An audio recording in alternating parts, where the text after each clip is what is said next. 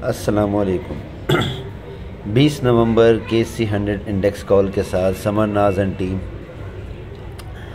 जनाब कैसे हैं आप लोग? उम्मीद है कि खैरियत से होंगे। ये हफ़्ता आपका कैसा रहा? कारोबारी हफ़्ता जो था हमारी KC100 इंडेक्स मार्केट का। तो जनाब मैंने कल ग्रुप के अंदर, सबसे पहले मैं एक बात बता दूं, मैंने अपने ग्रुप के अंदर एक आपको समरी पेश की और एक समरी शेयर की कि 31 अक्टूबर को मार्केट कहाँ थी और आज के दिन मार्केट कहाँ है। तो 31 अक्टूबर से जो मार्केट ने अपना सफ़र शुरू किया था और आज तकरीबन जब मार्केट बंद हुई है, जुम्मे के दिन जो मार्केट ने हाई लगाया है 57,000 और 750 का, ये बिल्कुल वही टारगेट है जो आपको दिया गया था। और आप मेरी कॉल जुमेरात की कॉल रात की आप सुन सकते हैं ग्रुप के ऊपर जाके, और यूट्यूब के ऊपर जाके हमारी कॉल को फॉलो कर सकते हैं। उसके अंदर एग्जैक्टली मैंने यही टारगेट दिया था, अल्हम्दुलिल्लाह, जो कि अचीव हुआ। और वहाँ से लेके अभी तक मार्केट तकरीबन 5,800 पॉइंट की जो है वो तेज़ी कर चुकी है।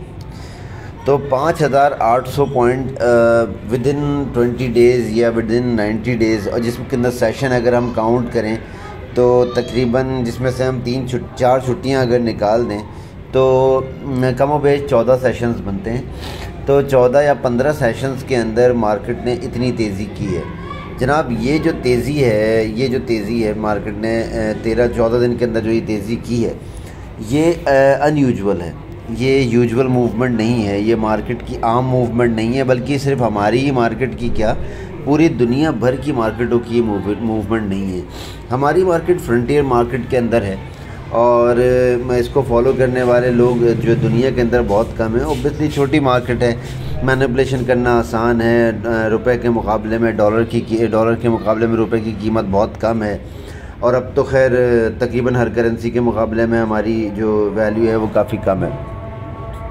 तो यहाँ पे ये बात समझने की है कि ये मैनिपुलेशन की जाती है, और मैनिपुलेशन को करना लो वॉल्यूम के साथ बड़ा आसान होता है। जब मार्केट के वॉल्यूम्स कम थे, हम जब भी आपको यही अर्ज़ कर रहे थे कि जनाब ये वॉल्यूम्स कम है और मार्केट जो है वो करेक्शन लेगी और मार्केट जो है वो मैनिपुलेशन करेगी।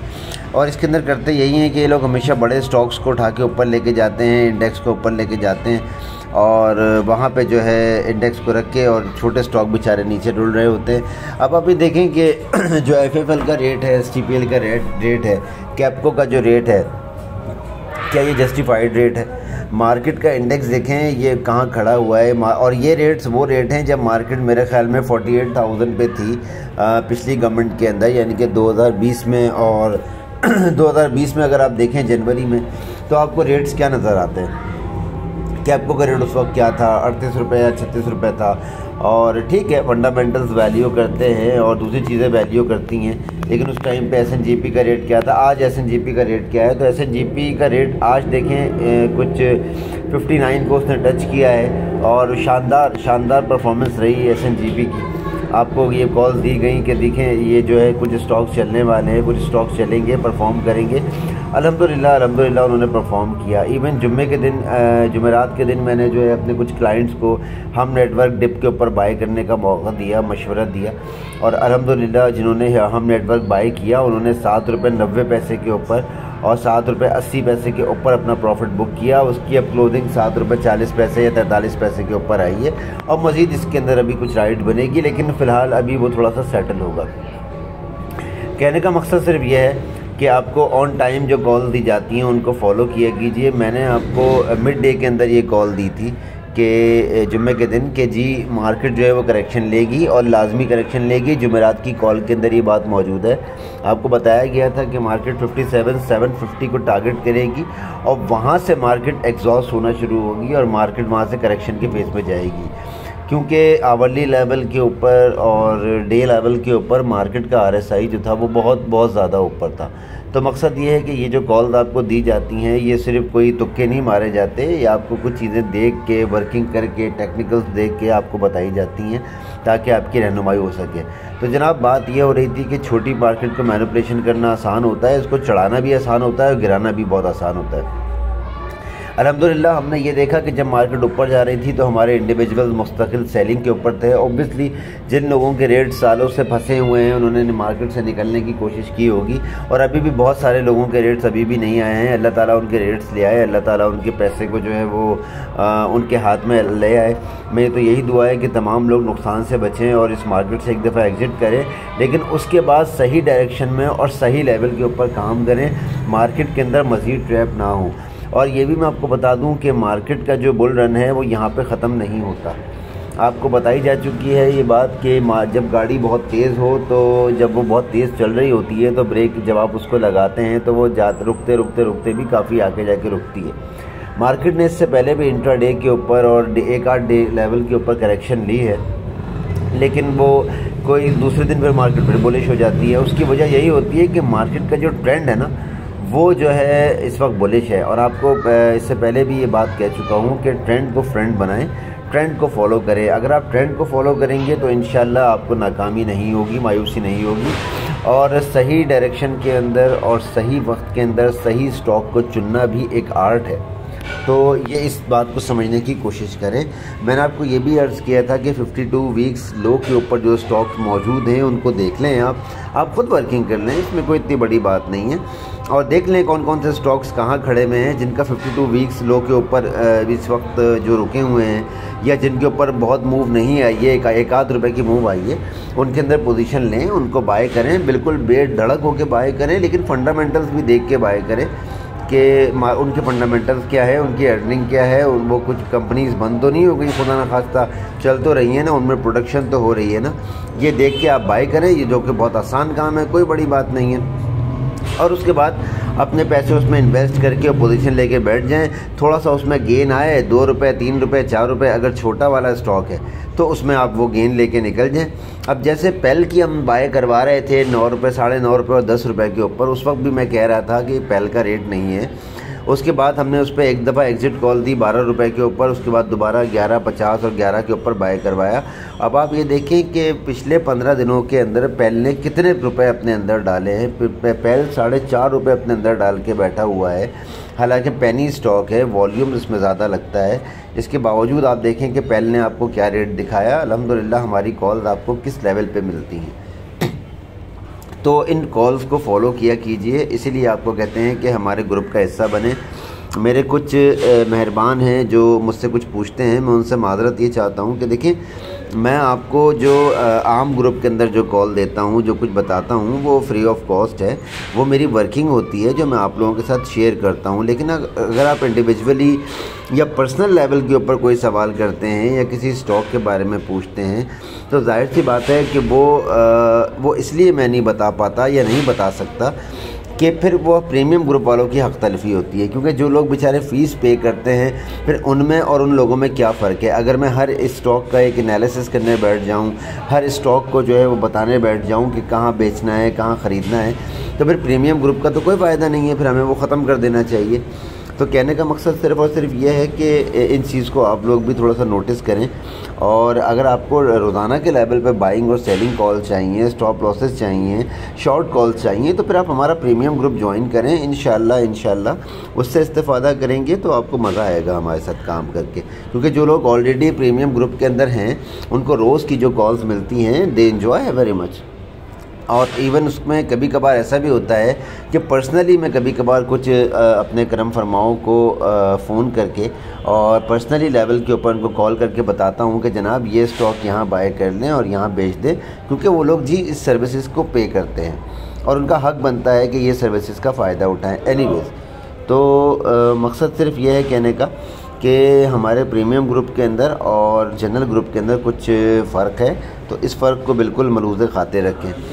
अच्छा खैर, तो बात कर लेते हैं मार्केट के इंडेक्स की। देखें जनाब, 20 तारीख को जब मार्केट खुलेगी, मंडे का दिन होगा, और मार्केट जो बंद हुई है अपने हाई से तकरीबन 800 पॉइंट की मार्केट ने इंट्राडे करेक्शन ली है, और ये करेक्शन मज़ीद कंटिन्यू करेगी। अब मार्केट मेरे ख़्याल में जो मार्केट ने हाई लगाया है 57,750, इसके ऊपर मार्केट को अब जाना ज़रा मुश्किल लगता है, क्योंकि ये मार्केट का एवर हाई था और मुझे लगता है कि अब मार्केट जो है इसके नीचे नीचे ट्रेड करेगी। अब मार्केट जो है हम दोबारा मार्केट का जो एक बुलिश रन शुरू होगा वो 57,750 के ऊपर क्लोजिंग देने के बाद शुरू होगा।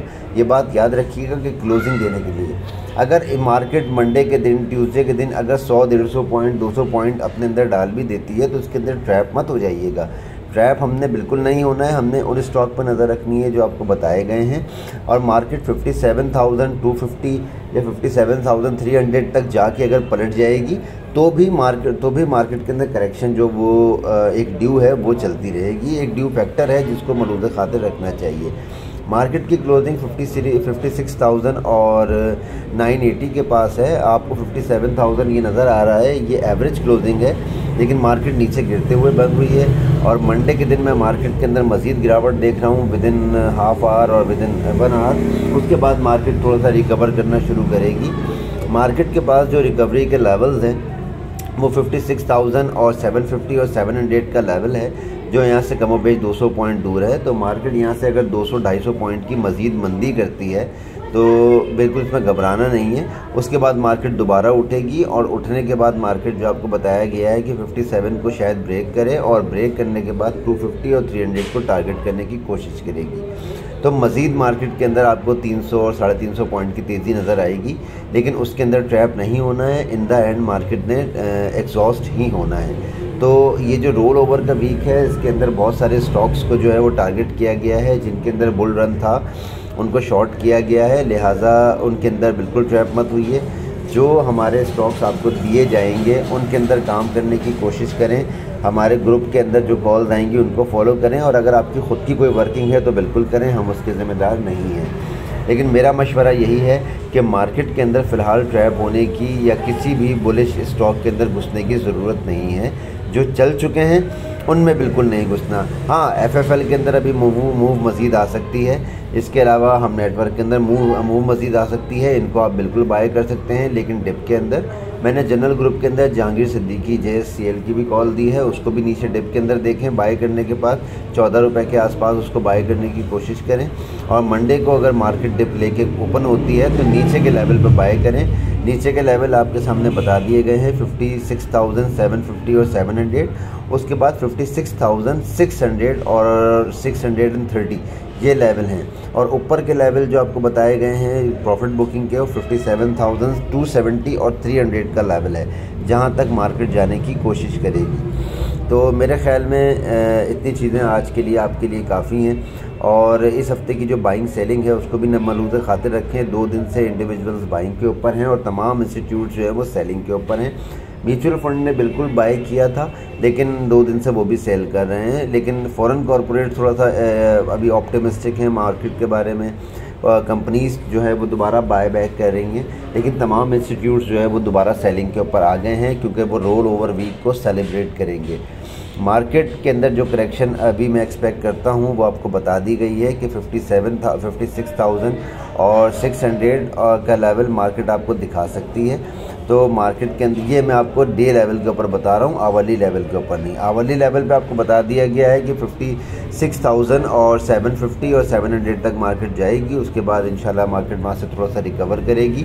अगर 600 तक भी जाती है तो कुछ में परेशान होने की बात नहीं है, मार्केट रिकवर करेगी और दोबारा 57,000 को टारगेट करके वहाँ पे प्रॉफिट बुक करेगी। तो आप लोग भी इस चीज़ को फॉलो कीजिएगा।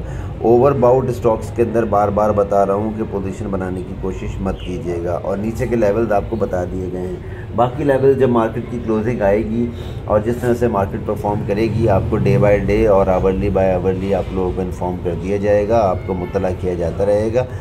तो मेरी दुआ है कि ये कॉल आपके लिए बाइस से जो है वो फ़ायदेमंद हो और हमारी ग्रुप में अपने ग्रुप के अंदर अपने दोस्तों के अंदर अपनी हमारी कॉल को शेयर किया कीजिए।